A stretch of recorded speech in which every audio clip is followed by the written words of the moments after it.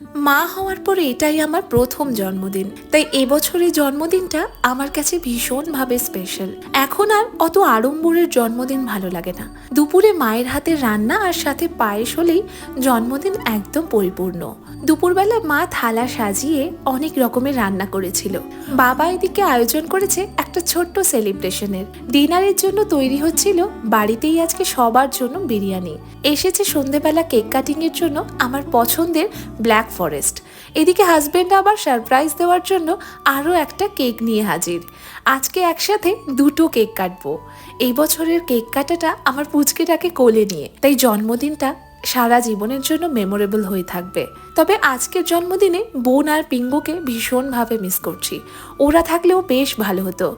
Cake কাটা complete, এবার আসি ডিনারের কথায়। বিরিয়ানিটা ছিল দুর্দান্ত খেতে। সব মিলিয়ে জন্মদিনের সারাটা দিন ভীষণ ভালো কেটেছে।